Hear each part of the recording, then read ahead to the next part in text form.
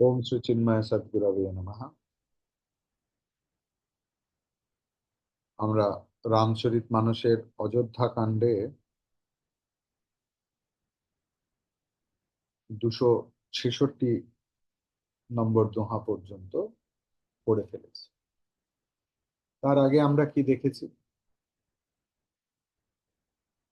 যে দেবতাদের গুরু বৃহস্পতি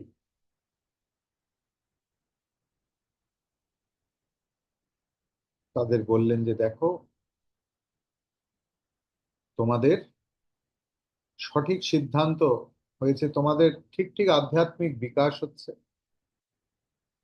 কেননা তোমাদের শ্রীরামচন্দ্রের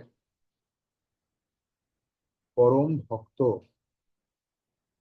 শ্রীরামচন্দ্র যাকে ভালোবাসেন, যে রামচন্দ্রকে ভালোবাসেন, তার প্রতি, তার চরণ যুগলে তোমার তোমাদের প্রীতি উৎপন্ন হয়েছে। এবং তিনি আরো মনে করিয়ে দিলেন যে সীতাপতি, অযোধ্যাপতি রামচন্দ্রের সেবক, যারা সেবা করে ঠিক ঠিকভাবে, তাদের শত শত কামধেনু লাভ হয়। মানে যদি ঠিক ঠিক আনন্দ সহকারে কোনো জিনিস বাধ্য হয়ে মেনে নিলাম, তাতে কিন্তু পুণ্যও নেই, কিছু লাভ নেই। সেটা সাধনার প্রথম বা শুরুর আগে হয়। সাধক সাধনা করছে মানে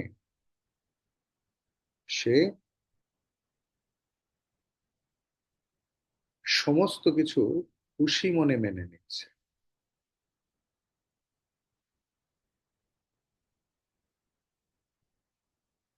এবং দেখো, বিধাতার ইচ্ছাতেই এটা হচ্ছে, এবং তিনিও তোমাদের জন্য সমস্ত উত্তম ব্যবস্থা করে দিচ্ছেন।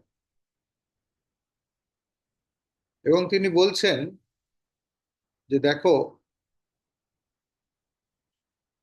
ভরতের প্রভাবটা খালি দেখো, যে রঘুনাথ, যিনি পূর্ণ অবতার, তিনি কেমন ভরতের বশীভূত হয়েছে। হে দেবগণ, ভরতকে রামচন্দ্রের প্রতিবিম্ব জেনে মন স্থির করে, কিচ্ছু ভয় নেই। सीतापति सेवक सेवकाई काम धेनु सय सरिस सुहाई, भरत भगति तुम्हारे मन आई, तजहु सोच विधि बात बनाई। আহ, এবং কি বলছেন? ভরত হি জানি রাম পরিছাই, ভরতকে রামচন্দ্রের প্রতিবিম্ব মনে করো। মানে ভরত রামচন্দ্রের সমানতা বলেন, প্রতিবিম্ব যে সবসময় সমান হয় তা নয়। এখানে প্রতিবিম্বের শব্দের অর্থ কি? না, শ্রেষ্ঠ অনুসরণকারী। ঠিক, তার কারণ ভগবানের পরিবর্ত পরিবর্তিত রূপ ভগবানই, ভগবানের সঙ্গে কারোর তুলনা চলতে পারে। এখানে তুলসীদাসজি যে ব্যাখ্যা করেছেন, তাতে টিকাকাররা এটাই বলেছেন যে প্রতিবিম্ব অর্থের ঠিক ঠিক অনুসরণকারী। এইটা জেনে মন স্থির করো, ভয় কিচ্ছু নেই, মা ভই।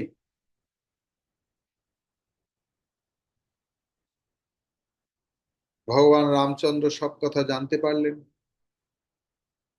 এবং যে কোনো মানুষকেই যদি সে ঠিক ঠিক বিনয়ী হয়, তাহলে তার প্রশংসা শুনলে সে সংকুচিত হয়ে ওঠে। রামচন্দ্রের ক্ষেত্রেও তার ব্যতিক্রম হয়নি। এখন ভরত দেখলো যে সমস্ত সমস্যা তার কাছে আবার ফিরে এসছে। তিনি বিভিন্ন রকম ভাবনা চিন্তায় যুক্ত হয়ে পড়লেন। অসংখ্য বিচার আসতে থাকলো। এবার সমস্ত বিচার বিবেচনা করে অবশেষে তিনি এই সিদ্ধান্তে উপনীত হলেন যে ভগবান রামচন্দ্রের আদেশ পালন করলেই তার সবচেয়ে বড় কল্যাণ। এইটা মাথায় রাখবে, যে মানুষ হাসি মুখে শাস্ত্র বাক্য, ঈশ্বর বাক্য এবং গুরু বাক্য মেনে নিতে পারে আনন্দের সঙ্গে, সেই মানুষের কল্যাণ কখনো আটকায় না, সে কল্যাণেই অবস্থান করে। ভরত বুঝতে পারলেন যে প্রভু তাকে এত ভালোবেসেছে যে তার নিজের প্রতিজ্ঞা পর্যন্ত ভেঙে ফেলেছে। যেমন আমরা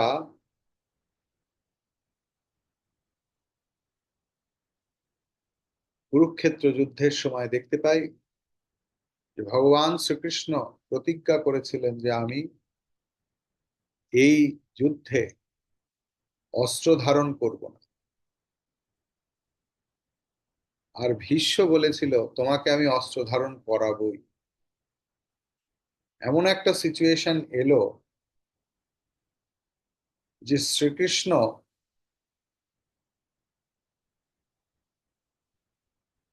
অস্ত্র ধরতে, সে রথের চাকা হোক যাই হোক,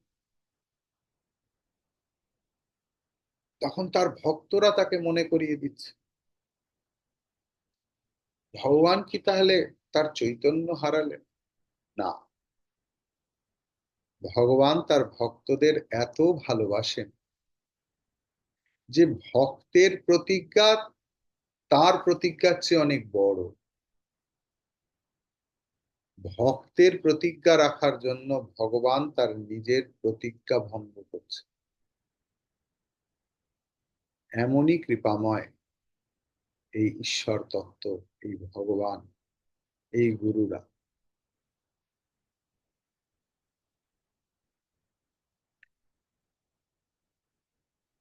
সীতাপতি সর্বতোভাবে অনুগ্রহ করেছেন।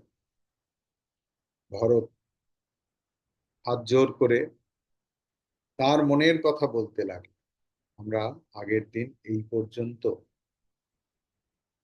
পড়েছিলাম।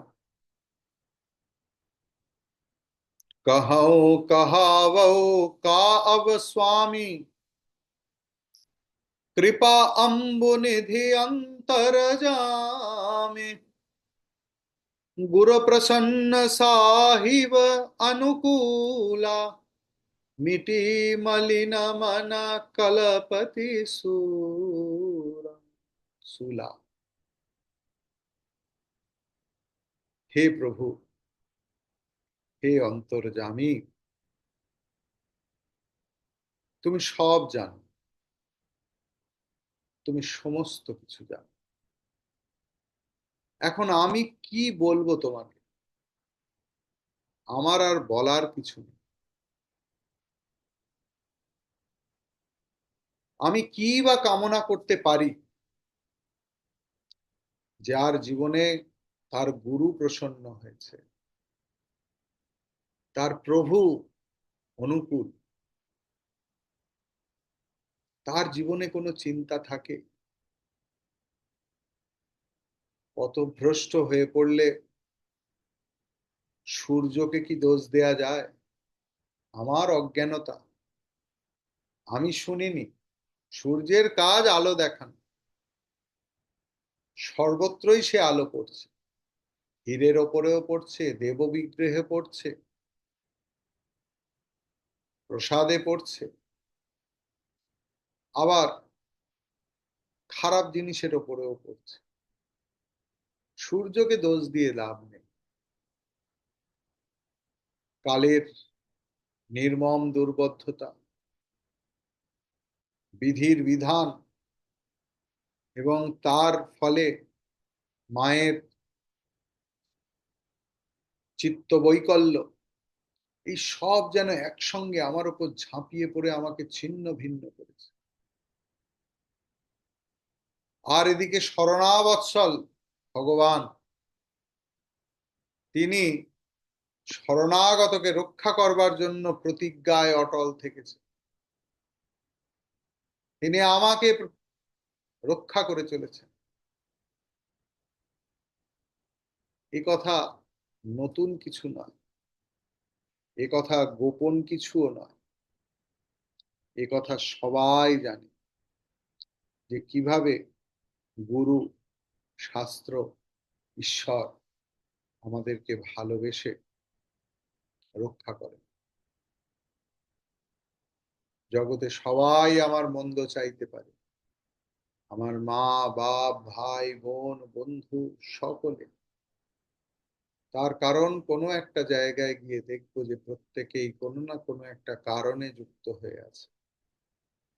কিন্তু গুরু এবং ইষ্ট অকারণে যুক্ত হয়ে থাকে। এরা কোনোদিনই তার শরণাগতের ক্ষতি চায় না, বরং তাদের সম্বন্ধে কেউ খারাপ কথা বললে, ভাবলে তারা রুষ্ট হন এবং যেভাবে খুশি পারেন তা রোধ করার চেষ্টা করে। আজ আমার গুরু, আমার ইষ্ট, আমার প্রভু, আমার অনুকূল, আমার মঙ্গল আটকায় কে? যার গুরু যার প্রতি অনুকূল, যার ইষ্ট প্রভু যার প্রতি অনুকূল, যার স্বভাব কল্পবৃক্ষের মতো,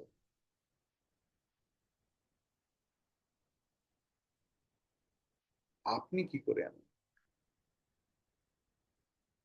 আর স্বয়ং ঈশ্বর, তিনি তো অনুকূলতা প্রতিকূলতার পারে। যে কল্পবৃক্ষ চিনে তার কাছে যায়, সে তো কল্পবৃক্ষের ছায়াতেই চিন্তামুক্ত হয়ে যায়, তাকে আর চাইতে হয় না। আমরা চাই কেন? আমাদের চাওয়ার কারণ কি? কোনো কিছু আমাদের চাওয়ার কারণ কি? এটা কি আমরা জানি? না, আমরা চাই তার কারণ আমরা আমাদের জীবনকে সিকিউর করতে চাই, এক নম্বর। না না, আমার যথেষ্ট সিকিউর আছে। আমার মনে আমি প্রত্যেকটা মুহূর্তে কোনো না কোনো একটা ছবি এঁকে রেখেছি, কোনো ব্যক্তির সঙ্গে, বস্তুর সঙ্গে, ঘটনার সঙ্গে, সময়ের সঙ্গে। কিন্তু সেটা কিছুতেই যেন হতে চায় না। তার কারণ আমার হয়, কিন্তু আমার বাসনা আমাকে বলে হয়নি। বাসনার শেষ নেই, বাসনা আগুনের মতো। এবং সেই বাসনা এমনই তীব্র আগুন যে তাকে যতই দাও তার আশ মেটে না। সে সব সময় আরো বেশি চায়। কেন? না, তার সেই সংক্রান্ত সুখ, তার সব সময় ভয় যে সেই সুখ চলে যাবে।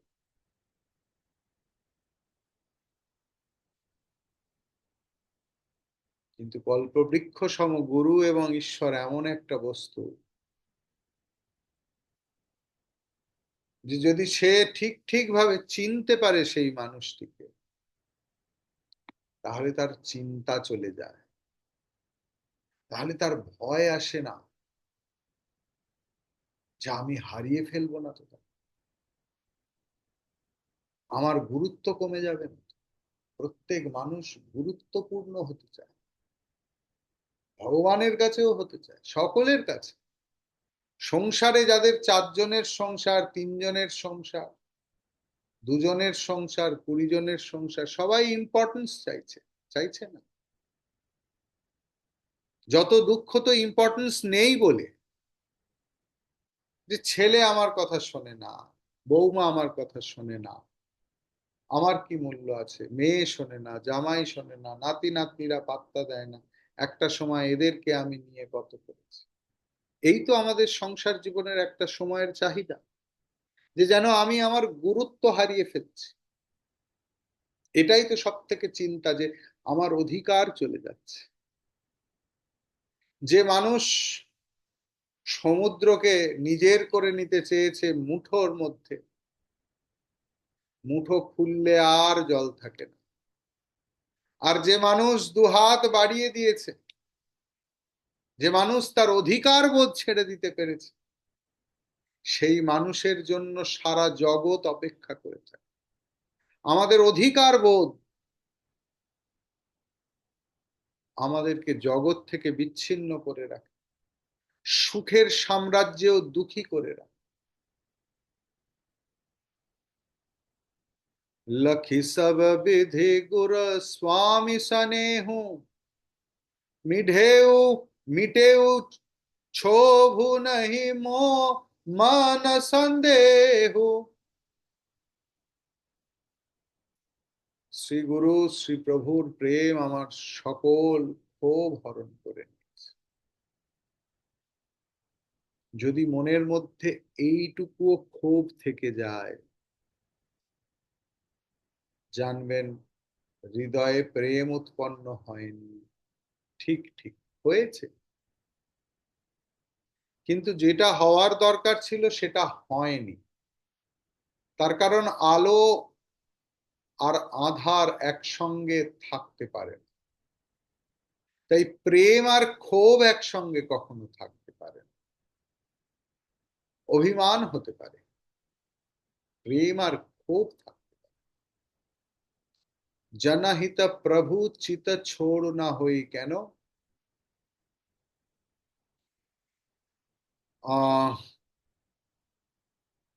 হ্যাঁ, এটাই। जो सेवको सही वही सकोची, निज हित चहे तासु मति पोची। যে সেবক শ্রী প্রভুকে সংকোচে রেখে নিজের মঙ্গল কামনায় নিত্য যুক্ত থাকে, সে মন্দ বুদ্ধি। আবারও বলছি, जो सेवक सही वही सकोची, निज हित चहई तासु मति पोची। सेवक हित साहिब सेवकाई, करई सकल सुख लोभ विहाई। যে সেবক তার প্রভু, তার গুরু, তার ইষ্টকে কোনো কাজের মাধ্যমে, কোনো ব্যবহারের মাধ্যমে, কোনো শব্দের মাধ্যমে সংকুচিত করে দেয়, সংকোচে ফেলে দেয়, কষ্ট দেয়, কেননা নিজের কষ্ট হয়েছে বলে, নিজের সুখ সুবিধা, নিজের কল্পনায় আঘাত লেগেছে, বলছে সে মন্দ বুদ্ধি। নিজ হিত চাহাই তাসু মতি পৌঁছি, তার মতি পচে গেছে। সমস্ত সুখ এবং লোভ ত্যাগ করে প্রভুকে সেবা করতে পেরেছি, তার আনন্দ হয়েছে, তিনি আনন্দে আছেন। এই ভাব যে আমার যত কষ্টই হোক তিনি আনন্দে আছেন, এই ভাবনা যে সেবকের মধ্যে আছে,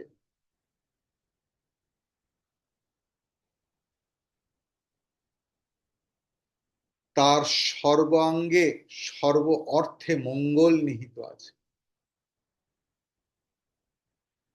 सेवक हित साहिब सेवकाई, करई सकल सुख लोभ।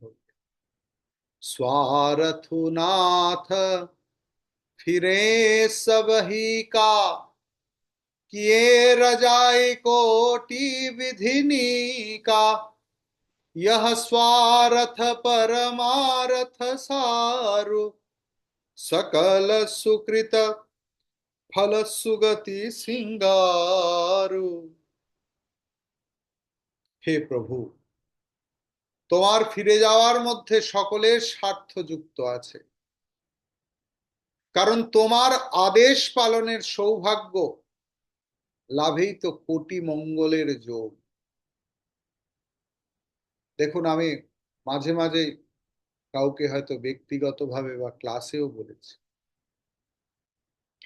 যাকে গুরুপদে বরণ করেছেন তার একটাই কাজ, শিষ্যের দোষ ধরা। উদাহরণ পঞ্চদশী।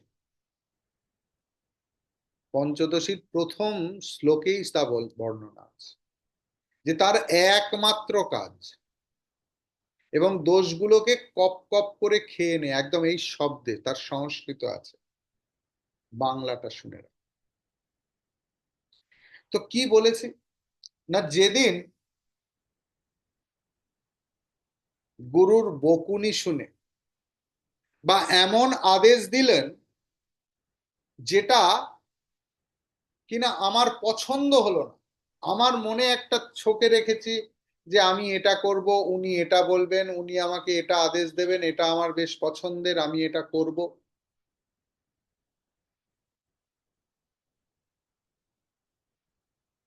তা নয়। তার আদেশই আমার সবকিছু। যেদিন প্রভুর বকুনি শুনে বা যাতে অনিচ্ছা আছে এরকম আদেশ হয়েছে শুনে নাচতে থাকতে পারবেন যে আহা তার কত কৃপা, সেদিন জানা যাবে যে আমার আধ্যাত্মিক পথে এইটুকু উন্নতি হয়েছে। না হলে পছন্দের কথা তো সবাই শুনতে চায়, সবাই প্রশংসা শুনতে চায়, আর যে যাকে ভালোবাসি তার থেকে প্রশংসা শুনতে আরো ভালো লাগে। কিন্তু গুরু ইষ্ট শাস্ত্রের সঙ্গে ভালোবাসাবাসী ঠিক জাগতিক ভালোবাসাবাসী নয়। এখানে সব সময় যে সেই মনের কথা, মনের ভালোবাসার কথা এইসব হবে তা নয়।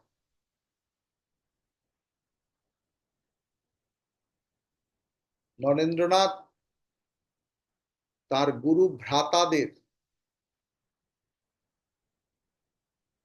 এমন ভাবে বকছেন, নিজে কেঁদে ফেলেছেন, কিন্তু গুরু ভ্রাতাদের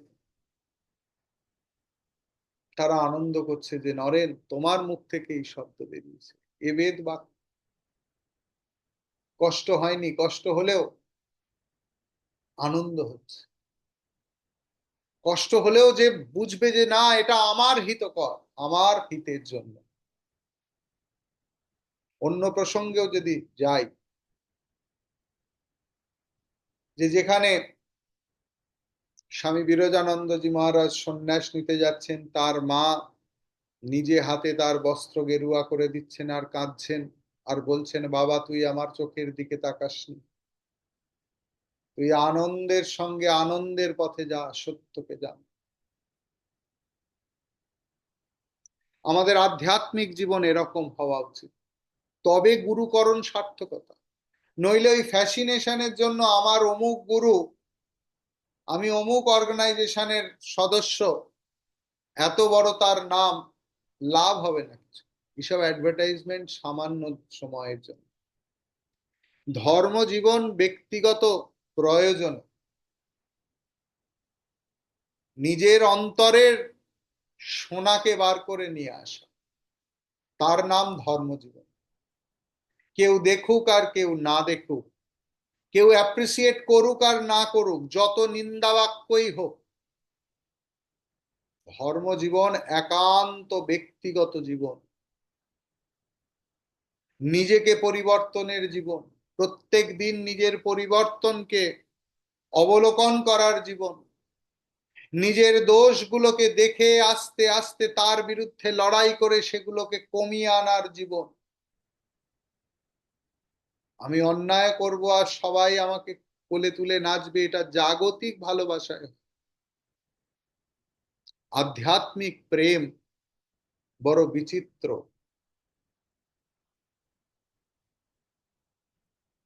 এই জন্য কঠোপনিষদে আশ্চর্য শব্দ ব্যবহার হয়েছে। এই পথের সবটাই আশ্চর্য, সবটাই বিচিত্র।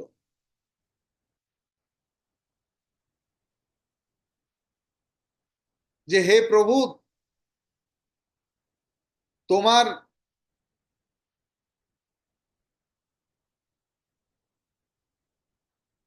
আদেশ পালন, তোমার আদেশ আমার ওপর হয়েছে, এর থেকে বড় সৌভাগ্য তো আর কিছু হয় না। এতজনকে বাকি রেখে, তোমার এত লোক আছে, এত লোকের মধ্যে তুমি আমাকে আদেশ করেছো, আমি কত বড় ভাগ্যবান, এই মানসিকতা। দেখুন এখানে রামচরিত মানসে সে কথা বলছে। স্বার্থ এবং পরমার্থ,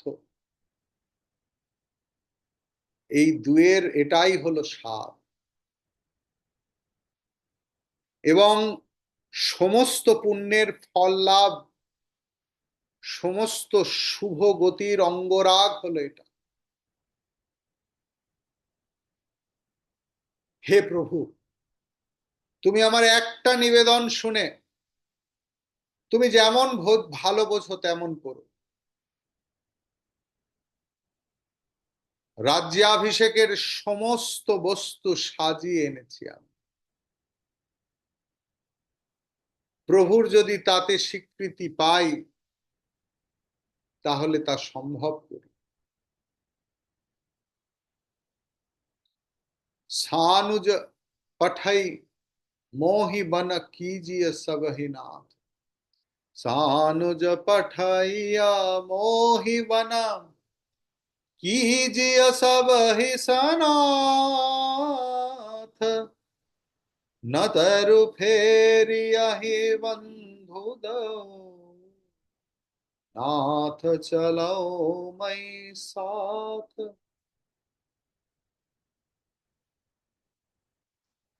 আমার অনুজ আমার সঙ্গে যে এসছে শত্রুঘ্ন,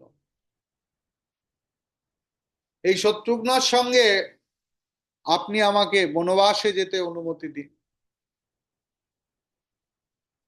আর অযোধ্যায় ফিরে গিয়ে আপনি সবাইকে সম্মান করুন, সকলের আবেগকে সম্মান দিন। অথবা কোনোভাবে যদি আপনি অযোধ্যায় ফিরে যেতে রাজি না হন, তাহলে হে নাথ, তাহলে লক্ষণ আর শত্রুঘ্নকে ফিরে যেতে বলুন। আমি আপনার সঙ্গে এই বনবাস পালন করব, আমরা তিনজনে এই বনবাস পালন করব, আমি আপনার সেবা করব 14 বছর।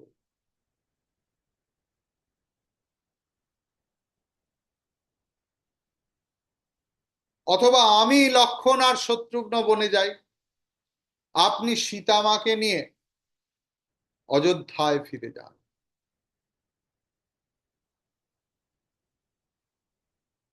श्री राम जय जय राम। श्री राम जय जय